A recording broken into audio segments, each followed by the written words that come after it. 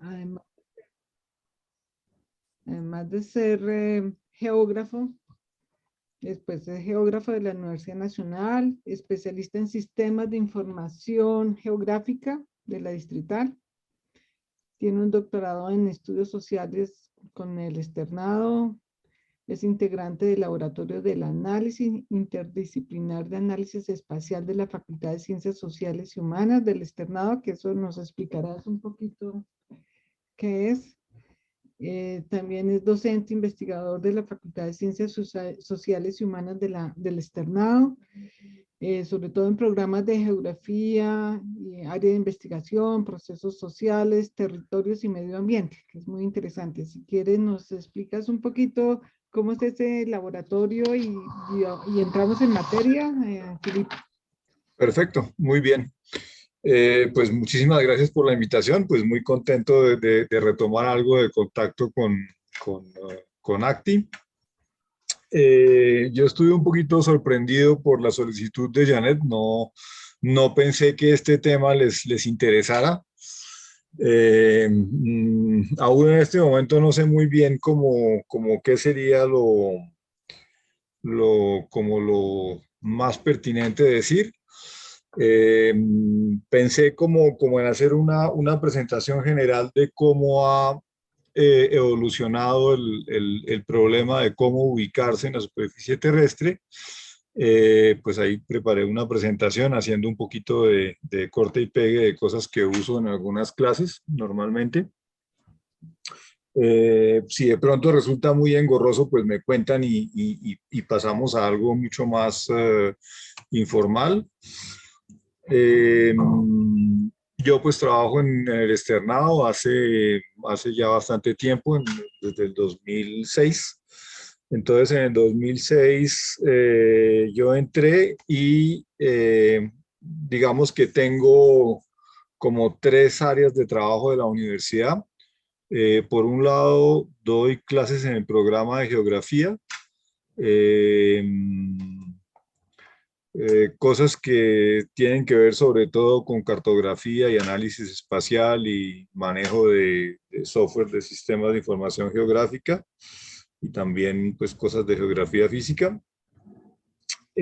Por el otro lado, hago parte de un área de investigación que es Procesos Sociales, Territorios y Medio Ambiente.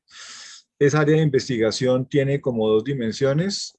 Por un lado, hacer docencia de la investigación. Entonces, el área es interdisciplinaria, somos profesores de diferentes disciplinas y ahí llegan los estudiantes de toda la facultad, de los 7 programas, y hacen sus trabajos de grado desde sexto semestre a 10º dentro del área. Y el área pues tiene también una agenda de investigación. Hay dos líneas, una que se ocupa de temas urbanos y otra que se ocupa en general más bien como de relación sociedad-naturaleza y temas ambientales y en general territorialidades diversas. Entonces ahí uno tiene como dos cosas. Y la tercera camiseta es el Laboratorio Interdisciplinar de Análisis Espacial, que es un espacio que tiene por objetivo principal prestar apoyo a actividades de docencia, investigación y extensión, principalmente dentro de la Facultad de Ciencias Sociales y Humanas, pero también al resto de la universidad, aunque el fuerte de nuestra actividad pues, se hace dentro de la facultad. Yo no he terminado el doctorado, y al paso que voy dudo mucho que lo termine, pero bueno, en fin, eso es otro tema. Bueno, yo te quería decir, Filipe, que este tipo de charlas es simplemente, pues las tenemos en el marco de tertulias de la ACTI, y es conocer un poco diferentes temas que son muy ajenos a la traducción y a la interpretación, pero que en algún momento se nos puede caer, digamos, ya sea para traducción o interpretación.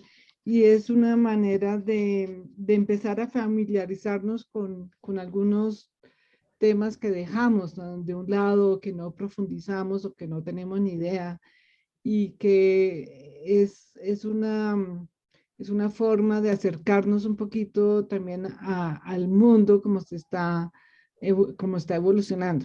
Hace muchos Ujú. años, cuando hicimos las primeras tertulias, recuerdo que hicimos una sobre física cuántica y pues, pues nada que ver con lo que uno había aprendido en el colegio. Entonces, ese tipo de actualización y de refrescar esos conocimientos, pues se me hace que son útiles, y qué mejor que con un experto, es decir, en una forma sencilla, pero empezar ya a conocer, oír los términos nuevos que pueden surgir. Y ya eso pasa como con las películas. Cuando uno ha visto una película y la ve por segunda vez, uno cree que no la recordaba y sí la recordaba. Entonces, esta es la intención de tener ya una previa vista del tema, y por eso queremos ahondar en diferentes temas. Por ahora estamos muy técnicos, pero seguramente habrá otros temas más sociales y muy diversos. Así que por eso te agradecemos que, ya que eres experto en la georreferenciación, que es hasta difícil de pronunciar, y nos cuentes eso. Entonces, sigue adelante, por favor. Ok, bueno, pues digamos que hoy en día hay N mil aplicaciones que usan la geolocalización de personas y cosas. Es algo pues bastante reciente y que cada vez está tomando más auge. Obviamente a uno tratan de venderle N mil cosas y tratan de orientarlo hacia dónde está el bien y el servicio en el que uno pudiera estar interesado. Y uno también puede usar todo esto en esencia para moverse bien. Entonces, una de las principales aplicaciones son páginas web que le permiten a uno, en esencia, de encontrar la mejor ruta para ir de un lugar a otro. Pero también hay otro poco de aplicaciones en donde, sobre todo, muchas entidades del sector público y aún ONGs apelan a la participación de las personas que pueden georreferenciar cosas o eventos, y la persona se vuelve alguien que no es solo como un consumidor pasivo de la información, sino que también es alguien que puede producir información. Tal vez uno de los mejores ejemplos a nivel mundial es el de la alcaldía de Los Ángeles, que tiene un sistema que le permite a las personas reportar cantidades de cosas, accidentes, problemas de tráfico, etcétera. Y eso se puede hacer desde página web o desde dispositivos móviles. Pero digamos, para llegar a donde estamos hay un camino largo que vamos a tratar de ver lo más rápidamente posible. ¿Podría compartir mi pantalla? Por supuesto, en un momento.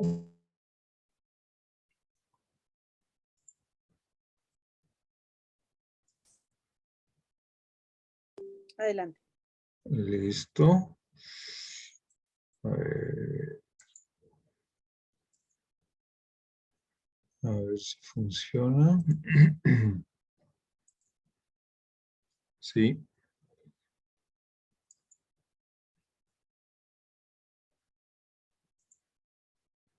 ¿Sí? ¿Están viendo? Sí, perfecto. Bueno, ya metí la pata en la fecha. Bueno, no importa. Listo. Entonces, vamos a ver en esencia cómo nos ubicamos en la superficie terrestre, cómo nos hemos ubicado en el pasado y cómo nos ubicamos ahora.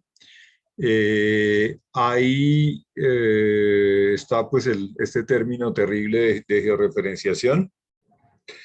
que obviamente está conectado con el problema de cómo es la superficie terrestre, cómo nos ubicamos, las coordenadas y las proyecciones, y dos conceptos centrales que son la localización absoluta, que cada vez, digamos que para aplicaciones del gran público se vuelve menos interesante, y la ubicación relativa, en donde en esencia lo que buscamos es ubicar dónde están unas cosas con respecto a otras.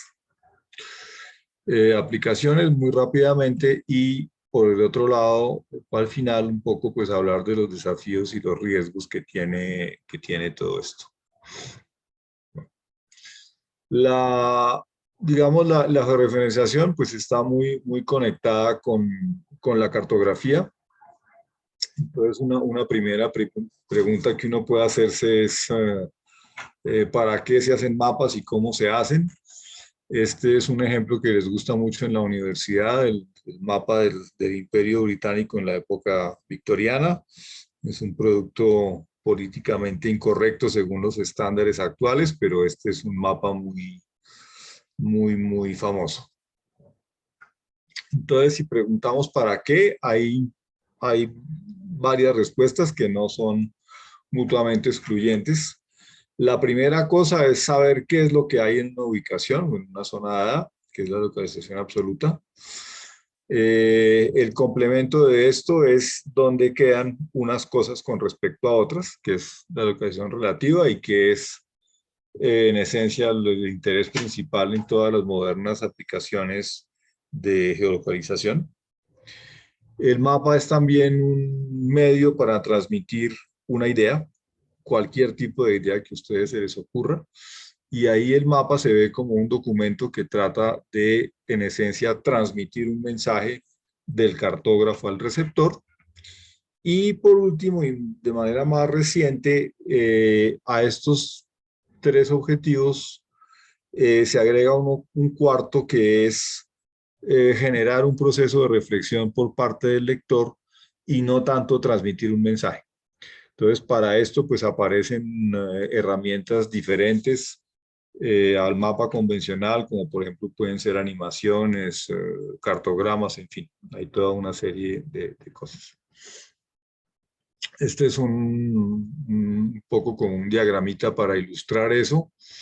En general, siempre hay que pensarse que debe haber un punto de encuentro entre lo que el cartógrafo quiere transmitir y lo que el usuario interpreta, y hay pues factores externos que son en esencia diferentes tipos de ruido. Aquí es un poco como tratar de ver el balance entre los paradigmas de la visualización y la comunicación, en donde en esencia en el de la comunicación uno trata de transmitir un mensaje de manera más eficiente posible, usando las reglas de la semiología gráfica, y en visualización más bien lo que se trata es de que la persona reflexione sobre el mapa. Entonces hay dos grandes tipos de mapa, los topográficos, en donde uno representa en esencia elementos, sobre todo materiales, pero puede haber inmateriales también, que están sobre la superficie terrestre. Dentro del topográfico, uno de los problemas principales es representar la altitud. El mapa pues es una cosa en 2 dimensiones y vivimos en un mundo tridimensional. Entonces el primer reto es representar las diferentes altitudes. Y en cambio en el temático lo que uno va a tratar de representar es cómo se distribuye un fenómeno o eventualmente unos elementos asociados a un tema específico. En los topográficos el lector va a tener que hacer un esfuerzo para ver eso. En el temático la idea es transmitir todo de un solo vistazo. Ejemplos: este es el típico mapa topográfico. Tenemos vías, ríos, las famosas curvas de nivel que unen puntos que están a la misma altura, centros poblados, y esto lo que usa es lo que se llama el modelo vectorial, que es que en esencia uno lo que representa son solamente o puntos o líneas o polígonos. El modelo de las curvas de nivel permite ubicarse muy bien en altitud, pero en cambio no hace muy fácil ver cómo son las formas del relieve, a menos de que uno sea un observador entrenado y que el relieve sea relativamente vigoroso. Como alternativa está esto. Entonces, este es un archivo en formato raster. Entonces, la idea es que el punto de partida de esto es un modelo digital de elevación, en donde esto en realidad son una serie de cuadraditos muy finos, en donde cada cuadradito tiene un valor con la altitud. A partir de eso uno puede derivar una cantidad de productos. Por ejemplo, son las sombras. Todos los software de SIG permiten a uno, a partir de un modelo digital de elevación, poner en dónde está el sol, es decir, desde dónde está alumbrando y qué tan alto sobre el horizonte está. Y esto genera este tipo de cosas. Entonces, aquí uno no tiene la altitud, pero sí tiene una muy buena idea de las formas de relieve, que es plano, que es montañoso, etcétera, etcétera. Uno podría eventualmente combinar las dos cosas, pero si las combina tienen que tener cuidado de poner pocas curvas, porque si no, no va a haber absolutamente nada. En cambio, en el mapa temático, uno lo que quiere es mostrar cómo se distribuye un fenómeno, en este caso una tasa de incidencia de tuberculosis por 100.000 habitantes. La idea de este mapa es mostrar dónde hay mayor incidencia y dónde hay menor, y aún si a uno le ocultaran las convenciones que están aquí, uno podría ver como la idea intuitiva de que hay un orden y que hay unos sitios donde hay más y otros donde hay menos. Entonces aquí pues hay una definición formal de mapa.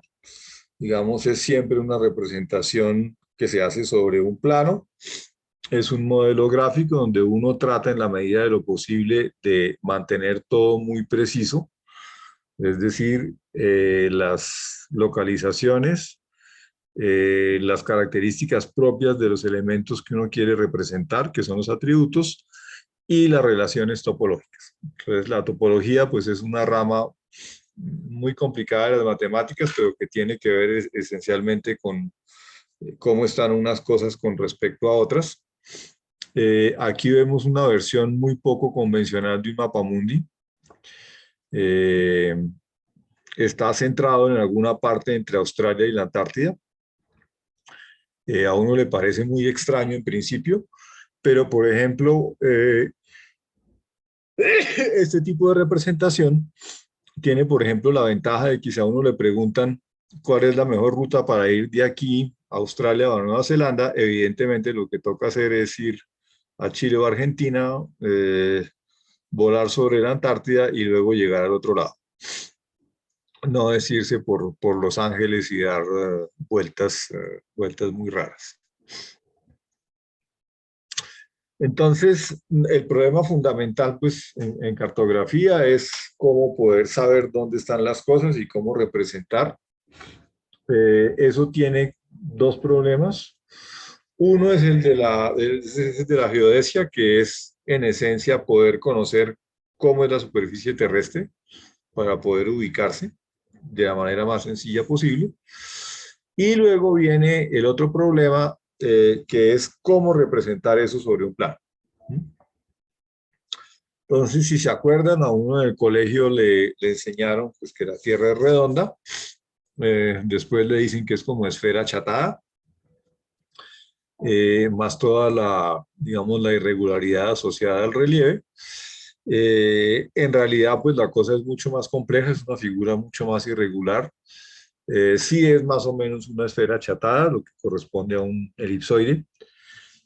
Pero además de eso, la parte norte es ligeramente más grande que la sur, cosa que se conoce bastante poco. Y en esencia, esto es una forma demasiado compleja para trabajar con esto en la práctica.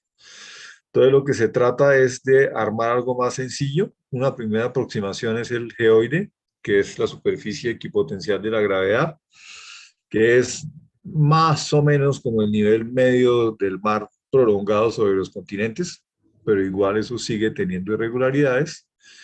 Y lo usual es usar un modelo de elipsoide, que es lo que se usa en cartografía convencional, y a veces cuando uno no requiere mucha precisión, se puede usar una esfera que se denomina la esfera autárquica. Luego vamos a pasar de este modelo de aquí, elipsoide o esfera, a una superficie desarrollable que puede ser un cono, un cilindro o un plano, mediante un sistema de proyección, ¿vale?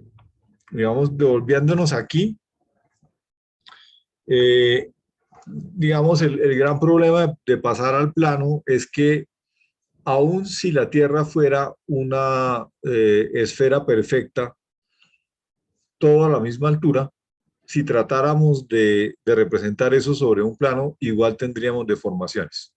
Si uno parte un balón de fútbol por la mitad y trata de poner el medio balón sobre el piso o sobre una mesa, uno va a encontrar que no todos los puntos del balón logran estar en contacto con la superficie plana. Resultado es que en cartografía siempre va a haber deformación y uno va a tratar de hacer de que eso lo afecte de la menor manera posible.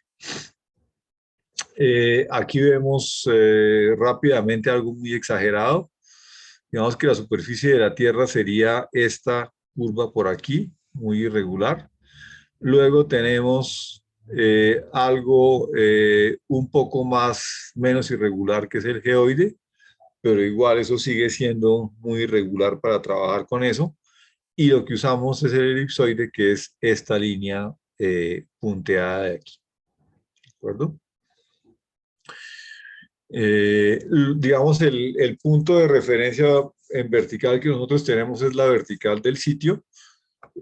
Problema en cartografía, eso va a ser normal, es al elipsoide y no al geoide, perdón, y no al elipsoide, que es lo que se usa como punto de partida. ¿De acuerdo? Entonces, primera cosa es tener un sistema de coordenadas, que son en esencia, pues, medidas de separación a partir de un origen.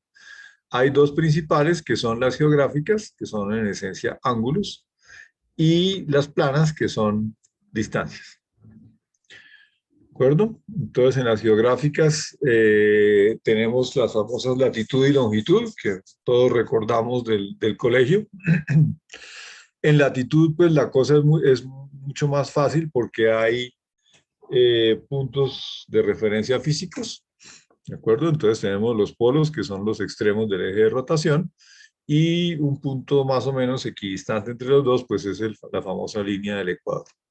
Esto es lo que permite tener puntos de referencia en norte y sur.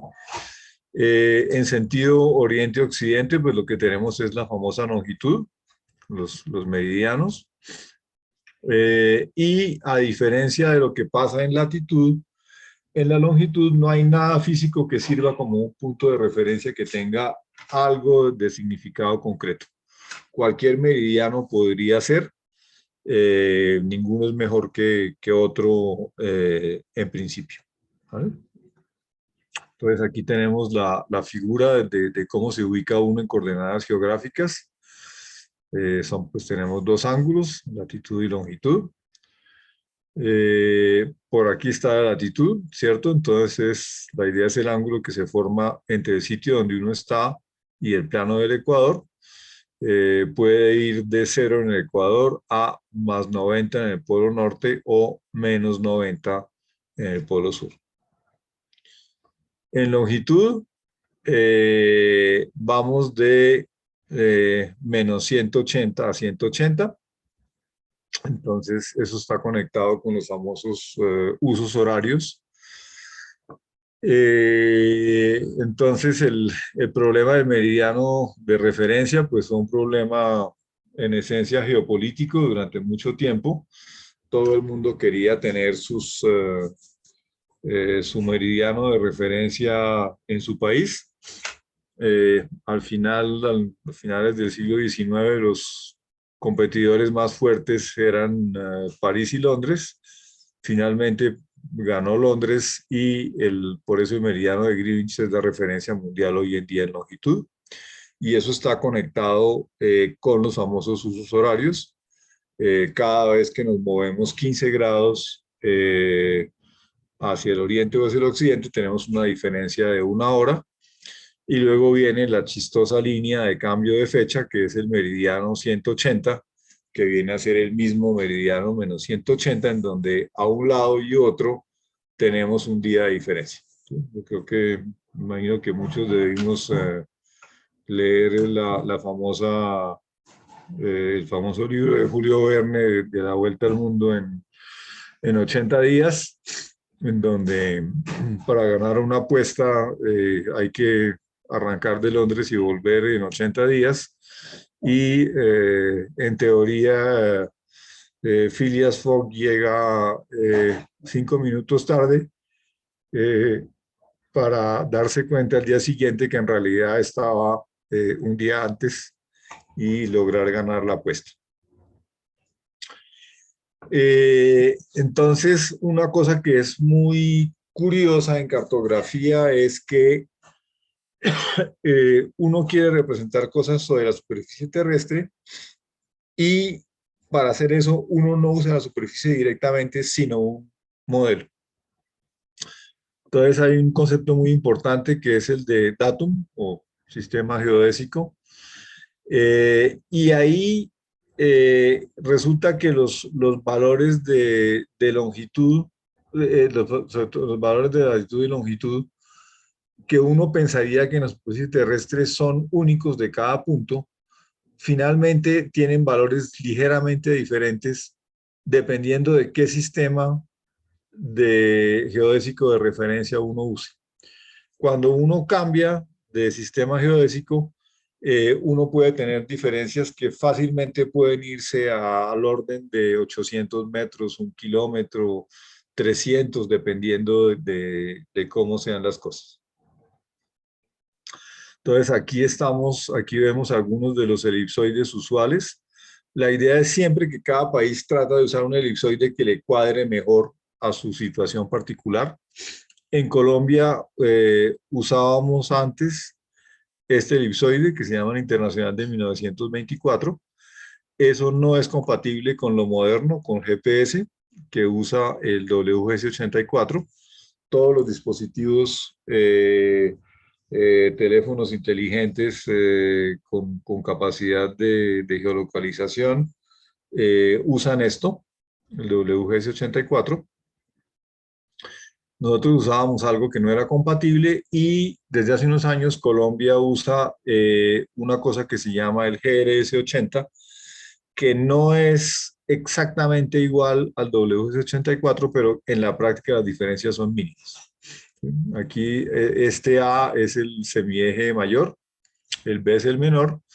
Normalmente cuando se especifica un elipsoide, normalmente lo que se usa es poner el elipsoide mayor y el factor de achatamiento, que es la diferencia entre el mayor y el menor dividido por el menor, que es un factor de más o menos 1/300, es decir, algo parecido al 0.3% de diferencia entre lo que modela el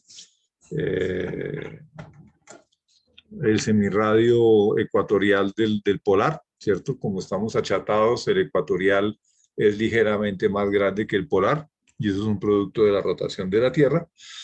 Entonces, si nos fijamos aquí, el valor del semieje mayor es igual y el achatamiento es ligeramente diferente. ¿Sí? Para efectos prácticos, uno puede confundir las dos cosas, no pasa nada.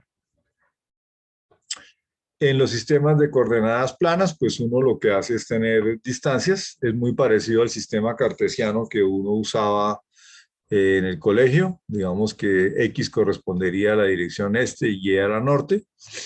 Dentro de eso uno se mueve pues con la fórmula clásica de la distancia euclidiana, que está aquí. La única diferencia importante entre un sistema de coordenadas cartesianas convencional y lo que se usa en cartografía es que en cartografía se le tienen pánico a los números negativos. Entonces, el origen de coordenadas no es 0, 0, como en un sistema cartesiano, sino son dos valores positivos escogidos de tal manera que los extremos sur y occidente del mapa nunca vayan a quedar con coordenadas negativas. Aquí estamos viendo una pantalla de un sistema de coordenadas en ArcGIS. Es el sistema antiguo de Bogotá. El origen es el observatorio astronómico, el que queda al pie del Palacio Presidencial. Entonces, a ese punto tiene unas coordenadas geográficas, que son las que están aquí, menos 7408, etcétera, etcétera. Latitud 459. Estos valores de latitud y longitud están referidos a un sistema de coordenadas geográficas particular, que se llama GCS Bogotá, y a ese punto, con latitud y longitud especificadas en ese sistema, se le ponen dos valores arbitrarios, que son 1.000.000 de metros norte y 1.000.000 de metros este. Eso en inglés es el falso este y el falso norte. Muchas veces eso se traduce literalmente así en español. La idea de falso no es que sea muy buena, es como una mala terminología. En realidad no es que sean falsos, sino que son escogidos arbitrariamente por conveniencia. Los software de SIG manejan los ángulos no en el sistema sexagesimal normal de grados, minutos, segundos, sino en grados decimales. Pero uno puede hacer la conversión. ¿De acuerdo? Y el siguiente problema es cómo pasa uno de ahí a un plano. Entonces, para eso tenemos las famosas proyecciones, que pueden ser clasificadas de diferentes maneras. Esta es la proyección de Good, que es una proyección muy interesante que tiene muy buen compromiso entre conservar las formas y las áreas, a costa de que uno pierde la continuidad entre las cosas. En cartografía no hay nada gratis. Uno proyecta sobre una superficie desarrollable sobre un plano, un cilindro. Por ejemplo, un cilindro, si uno lo abre, uno tiene una hoja rectangular cerrada por dos tapas circulares. Uno puede abrir eso y eso se desarrolla sobre un plano de manera perfecta. Un cono también, o un plano. Entonces uno puede disponer eso como mejor le parezca y mejor le quede. Por lo general, las proyecciones cilíndricas se usan en zona tropical. Nosotros usamos una de esas. Las cónicas se usan sobre todo en latitudes medias. Países con clima de estaciones. Y las azimutales se usan sobre todo en zonas polares. Entonces, siempre va a haber algo de deformación, a menos de que uno esté representando un área muy, muy pequeña en donde uno ya puede olvidarse de la curvatura de la Tierra. Cuando uno tiene un parámetro bidimensional, como un ángulo o un área, uno puede hacer que el parámetro se mantenga compensando la deformación en una dimensión con la deformación en la otra. Pero cuando uno tiene una cosa unidimensional como la distancia, ahí sí no hay manera. Hay algunas proyecciones que se llaman equidistantes. En realidad solamente conservan las distancias en unas pocas direcciones muy particulares y no en todas. Entonces en cartografía pues a uno le interesan mucho las áreas, los ángulos y las formas. Uno puede conservar una cosa a costa de deformar la otra. Aquí pues hay algunos ejemplos. Hay algunas proyecciones muy famosas. La de Mercator es esta de aquí. Entonces, esta es lo que se usa sobre todo en navegación, porque en esencia conserva los ángulos. Es decir, si uno mide un ángulo en el mapa y se va al terreno, el ángulo es correcto. Problema, deforma terriblemente las áreas. Por ejemplo, aquí Groenlandia parece casi tan grande como Sudamérica, cuando es más o menos una vez y media Colombia, una cosa así. Nosotros usamos la proyección transversa de Mercator, que es mismo sistema, pero el cilindro está orientado en dirección oriente-occidente y no norte-sur. Ok. Esta es una cosa que se usa mucho, es la proyección transversa universal de Mercator. Todo el globo, excepto las cosas muy cercanas a los polos, se dividen en zonas pequeñas. Y entre eso, pues uno se mueve. ¿Vale? Esta es una cónica, esto se usa mucho en Europa, Estados Unidos, Australia, etcétera, etcétera. Y aquí tenemos proyecciones azimutales que se usan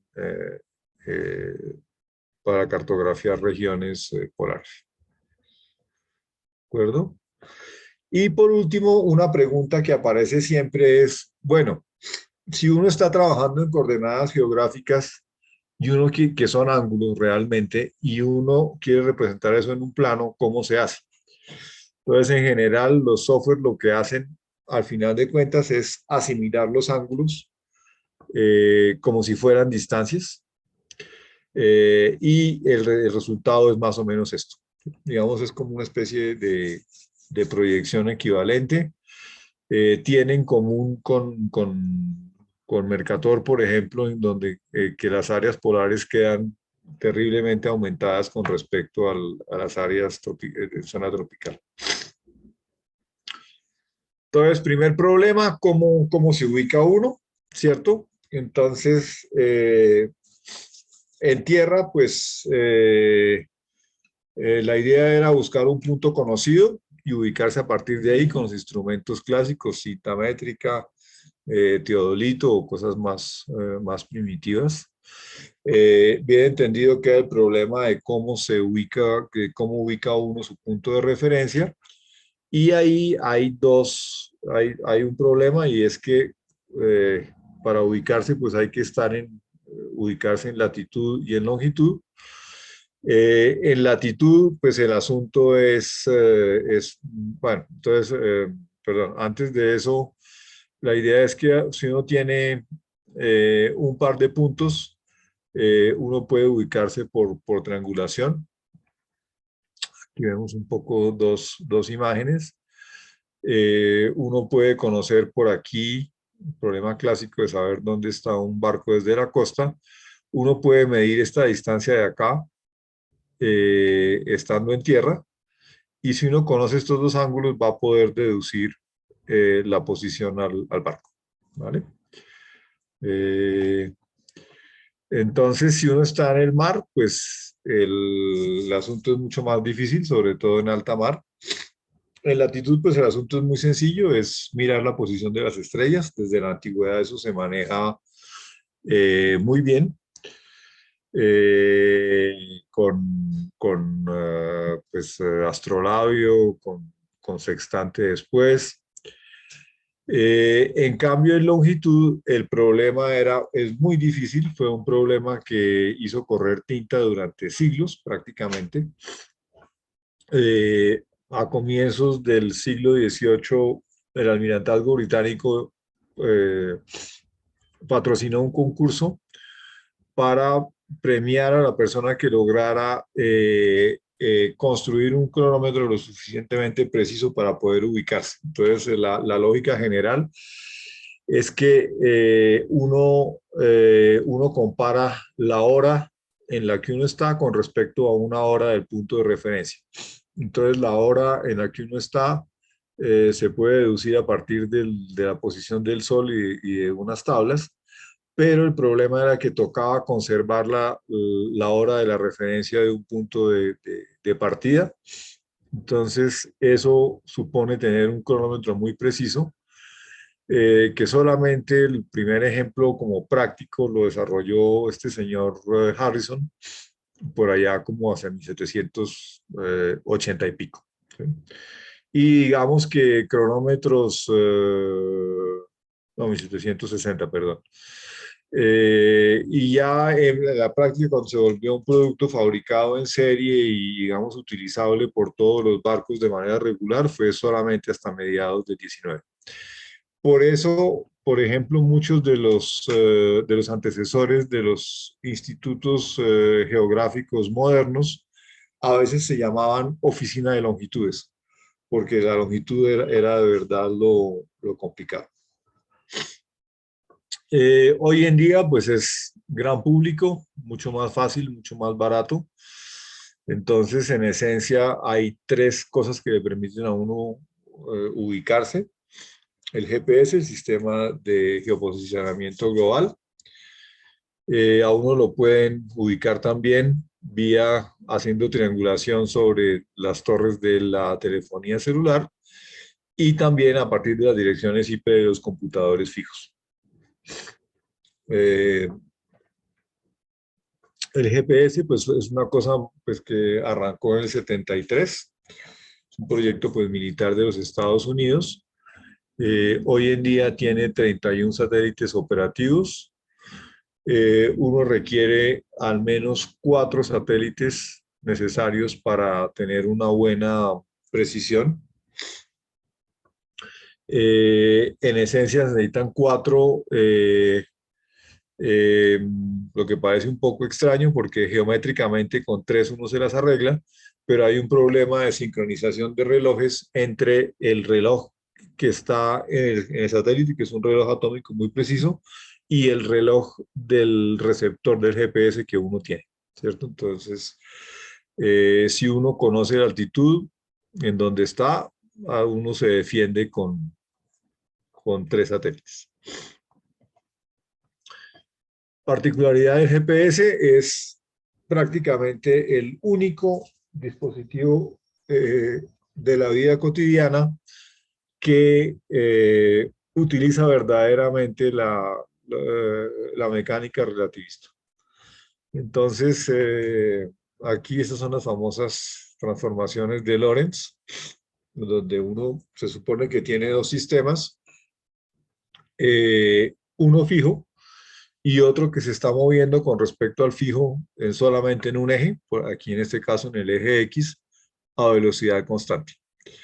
Entonces, en mecánica newtoniana uno está acostumbrado a las transformaciones de Galileo, en donde simplemente lo único que cambia es la coordenada X. Entonces, en la coordenada, el sistema de Galileo tradicional, el X en el sistema móvil es el X menos BT, que es este término de aquí, velocidad por tiempo. Las coordenadas Y y Z permanecen iguales y el tiempo en el sistema móvil es igual al tiempo en el sistema fijo. En relatividad eso ya no es. Si uno se mueve, el tiempo en el sistema móvil es distinto en el tiempo en el sistema fijo.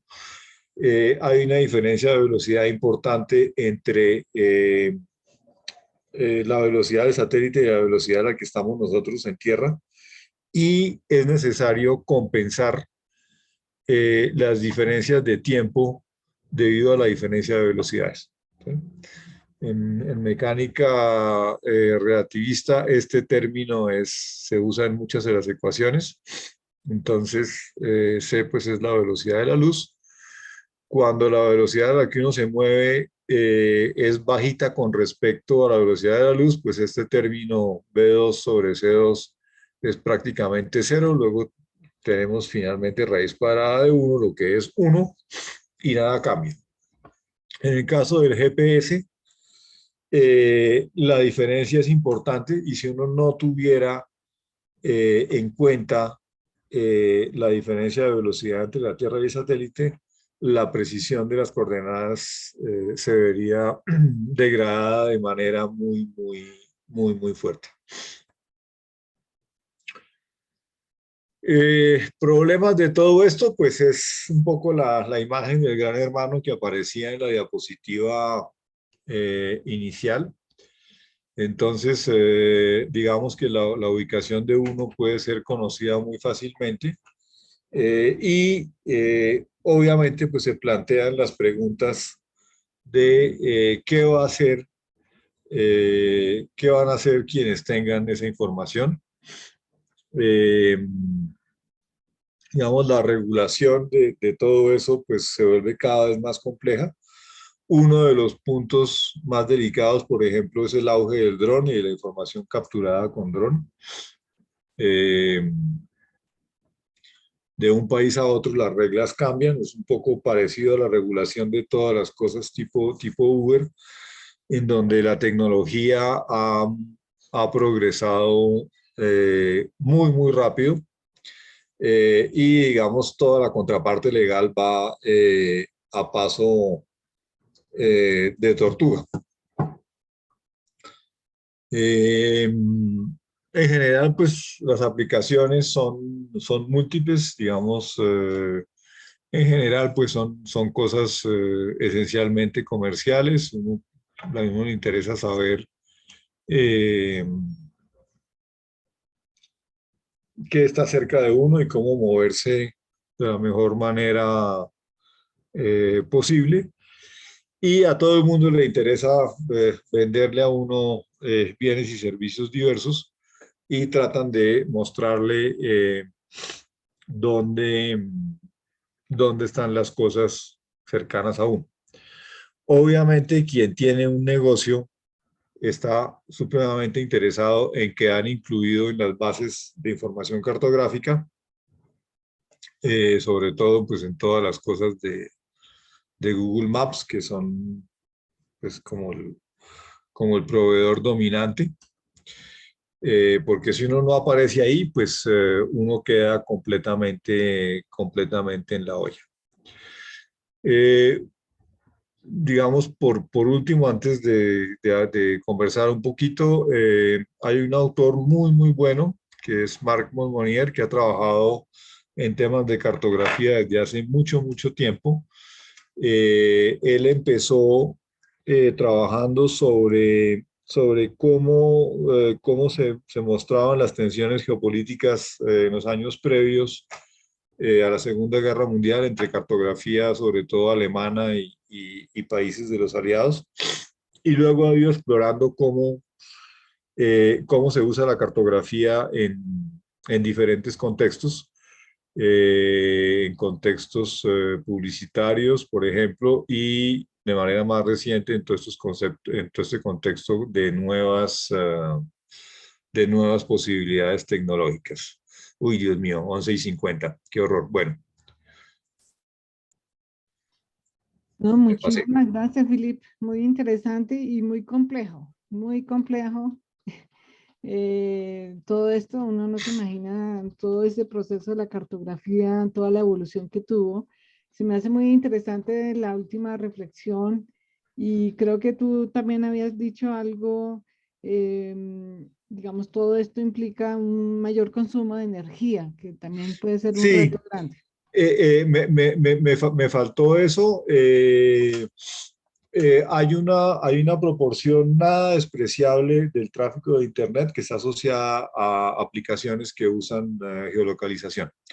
Hoy en día se estima que hay unos 3.600 millones digamos, de dispositivos que pueden utilizar información de GPS. La mayoría, 3.000 millones, son teléfonos inteligentes. Uno tiene una gama digamos, de maneras de utilizar la tecnología. Uno puede ser localizado por triangulación de señales de celular. Si uno tiene un teléfono, hay teléfonos que reciben GPS y tienen de manera autónoma el software para poder procesar la señal y calcular la posición. Entonces, por ejemplo, si uno tiene eso y no tiene señal de celular, la georreferenciación funciona. Otros, el dispositivo puede recibir la señal GPS, pero el software de cálculo de la posición se ejecuta en la nube. Entonces, si uno no tiene señal, se fregó, porque uno puede recibir la señal GPS, pero no tiene cómo calcular su posición. Los costos son muy variables.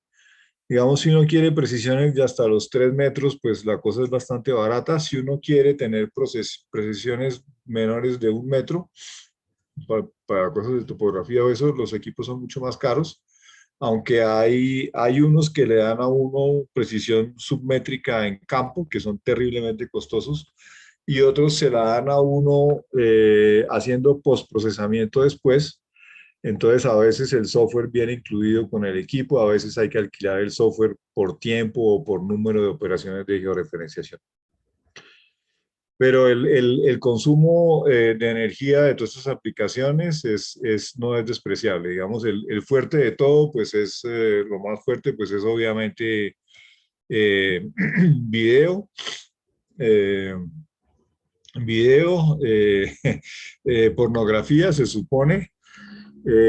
Todas las operaciones tipo blockchain se van a volver muy importantes en un futuro y seguramente van a consumir muchísimo. Pero las aplicaciones de geolocalización también. Y dentro de todo el problema de cambio climático cada vez va a ser más importante. Sí, Maritza. Muchísimas gracias, Philip, por pues para nosotros que somos legos en la materia, a nosotras es muy interesante empezar a entender la complejidad de los mapas topográficos. Yo voy a referirme y mi pregunta va hacia ese campo. Ya vimos que hay muchas variantes que intervienen para hacer una proyección de una superficie bidimensional de una tridimensional. Ajá. Y que eso no es, digamos que hay que tomar muchas decisiones que en el plano internacional también están regidas por los intereses de los países que tienen que tomar la decisión. Mi pregunta es, entonces, un mapa no es tan inocente ni tan neutral como lo pensamos, sino que siempre tiene una interpretación de acuerdo a quién lo elabora. Quiero preguntarte por una en particular que conozco como la proyección Gall-Peters. Sí. Es una proyección que se hizo en el mundo germanoparlante que, digamos, nos representa el mundo de una manera un poco distinta a lo que estamos habituados, que está muy basado en una visión eurocentrista del mundo. ¿Puedes contarnos cómo es el prestigio de esa proyección? ¿Cómo lo entienden ustedes, cartógrafos? Y si goza de alguna reputación, digamos, esa proyección. La proyección de Gall-Peters es una respuesta del uso de la proyección de Mercator, que es una proyección que es muy útil en navegación porque conserva los ángulos, pero deforma terriblemente las áreas. ¿Sí? Mientras más cerca esté uno al polo, más se magnifica la dimensión oriente-occidente. Entonces, en general, los países de latitudes medias, digamos, del norte global, quedan magnificados con respecto a los países de zona tropical. Entonces, digamos, en paralelo con todo el proceso de descolonización, en Naciones Unidas hubo cada vez más voces que estaban en contra del mal uso de la proyección de Mercator y decidieron utilizar una proyección equiárea, es decir, es una proyección que no conserva exactamente las formas, pero sí las áreas. De esa manera, el mundo tropical no queda desvalorizado. Ahora, usaron una cosa que para mi gusto no fue la mejor opción. Gall-Peters conserva las áreas, pero deja todo como un poco muy alargado. Todo se vuelve como parecido a un cuadro del Greco. Hay otras proyecciones que conservan las áreas que deforman menos las formas. Y de todas las entidades de Naciones Unidas adoptaron la proyección Gall-Peters. ¿Nos puedes dar datos de otras proyecciones que sean interesantes de consultar? Hay muchísimas. Hay muchísimas. Espérense un momentico.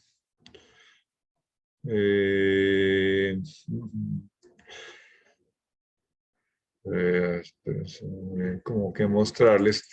Hay cantidades de cosas. Estoy buscando por aquí una cosa para proyectar.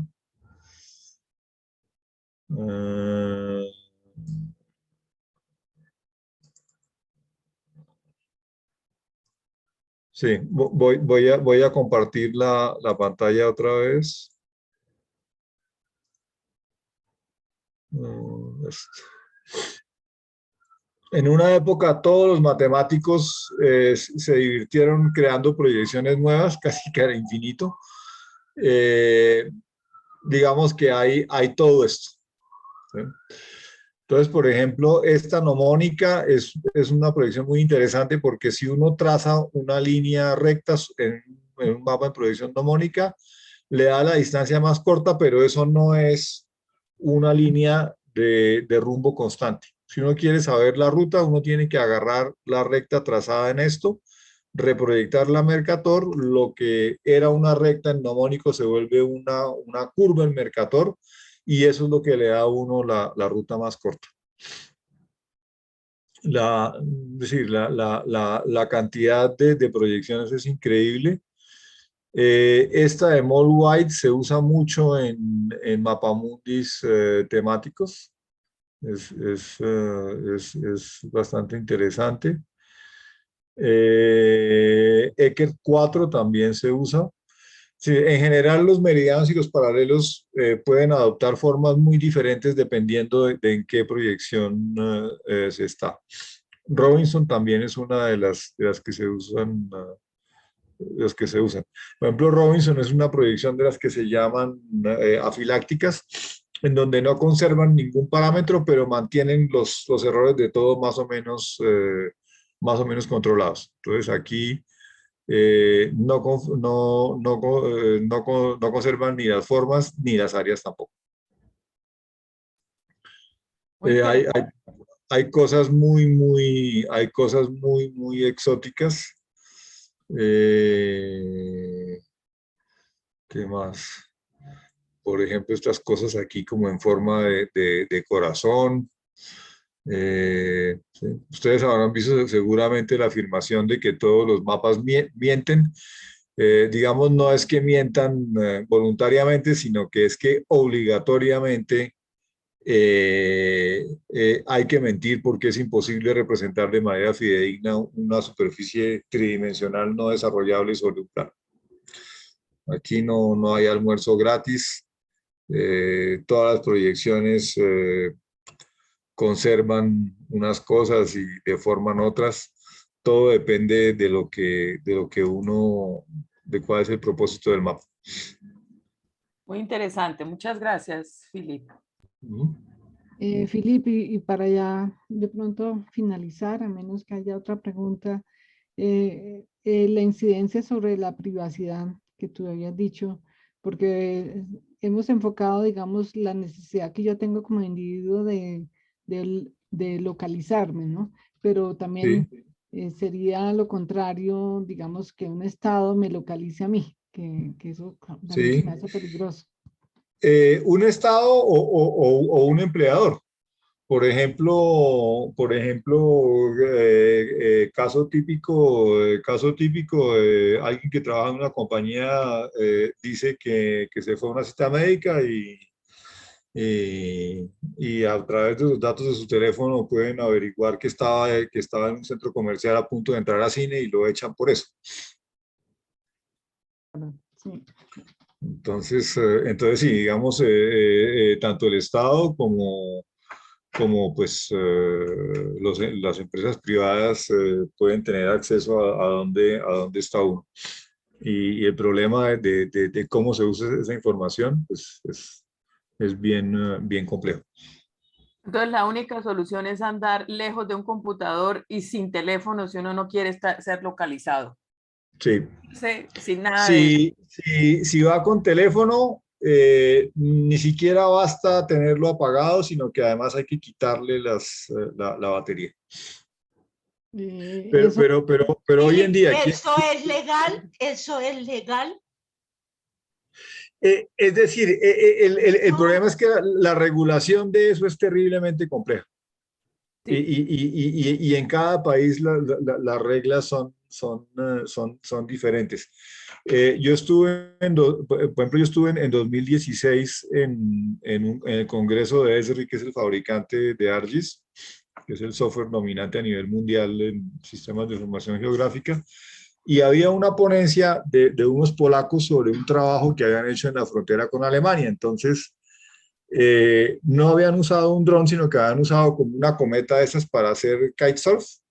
Y entonces, claro, todo el mundo dijo, ah, claro, estos polacos tan pobres no tenían para el dron y les tocó usar una cometa para subir su cámara. Entonces el polaco arrancó diciendo, sí, yo sé que todos están pensando que nosotros usamos la cometa por pobres. El problema no fue por pobres, sino porque el trabajo se hacía en una zona fronteriza con Alemania. Hay un convenio entre los dos países para manejar eso de manera conjunta. Y entonces en Alemania, para poder volar un dron hay que tener licencia de piloto y en Polonia no. Y nosotros no teníamos tiempo de obtener la licencia de piloto según los requerimientos alemanes. Y entonces por eso nos tocó subir la cámara en una cometa. Es decir, en general aquí la tecnología va a una velocidad y la parte legal va muy atrás. Y para decir, por eso los narcotraficantes y los guerrilleros usaban lo que llamábamos panelas, esos celulares que, pues, que me imagino que no son inteligentes y que no son Sí. fáciles de localizar. No, pero de todas maneras se pueden localizar por triangulación de señales de torres de celular. O Bueno, cambiarles inmediatamente la pila, como decía Philip, o sacarlos de ahí. O sea, No, es decir, hoy en día si uno quiere como tener una cierta privacidad, le toca de verdad pues solo transmitir información de persona a persona sin ningún medio electrónico. ¿Sí? muy interesante para estar, digamos, a tono y conscientes de lo que en realidad vivimos, ¿no? Me parece que es importante Sí. saber que esa es la realidad en la que estamos. Sí. Otro punto que yo creo que es importante de la tecnología es que las cosas de GPS es una cosa que no han bajado de precio como otras cosas. Digamos, si ustedes tienen un teléfono inteligente con GPS autónomo o, por ejemplo, uno de estos relojes para hacer ejercicio, siguen siendo cosas muy caras que no bajan de precio al ritmo de otras cosas. Y si hubiera un apagón general, digamos, todo esto sería catastrófico, sería, es decir, deja de funcionar el mundo prácticamente, porque ya dependemos completamente de, pues de todo este sistema, ¿no? Sí, por ejemplo, todas las aplicaciones de cosas de logística, por ejemplo, hoy en día todas las empresas de transporte tienen controlados todos los vehículos con GPS y con diferentes aplicaciones, pueden saber cuándo alguien se salió de la ruta, cuándo se robaron el camión, cuándo el conductor cogió para otra parte. El Amazon caería enseguida. Sí, claro, sí. Sí, es decir, que cada vez vamos menos a un almacén físico y a uno le distribuyen sus cosas. Por ejemplo, el siguiente paso son los intentos de distribuir cosas por dron. Entonces, hay problemas de seguridad, de privacidad, de interferencia con el tráfico aéreo. Ahora, el potencial del dron para usos delictivos pues Impresionante. Sí. es infinito. Bueno, Filip, no creo que, yo creo que ya no te abusamos de tu tiempo. Por, Muchísimas gracias. por mí no hay problema. Si tienen otras preguntas, yo hoy no tengo clase, no voy a quedar trabajando aquí por la tarde. No. Ujú. Bueno, pues no sé qué dicen los demás, pero queremos hacer estos espacios cortos relativamente, pero muy útiles y Bueno, muy interesantes Y pues ya sabemos, si tenemos alguna otra duda, algún otro tema, te llamamos y ojalá que también nos acompañes como miembro de la ACTI. Muchísimas Perfecto, gracias muchísimas por tu gracias. contacto. Si Muchas quieren gracias. si quieren Sí, la presentación, se la envío por correo a Janet. bueno, ok. Bueno, Listo. muchísimas Ok. gracias. Además, Bueno, a ustedes, por la buen, logística. buen almuerzo. Bueno, gracias. Y a todos los que asistieron, muchísimas gracias. Recuerden que esto da puntos también para nuestro sistema de puntos. Bueno, un abrazo y hasta luego entonces. Bueno, hasta luego. Chao.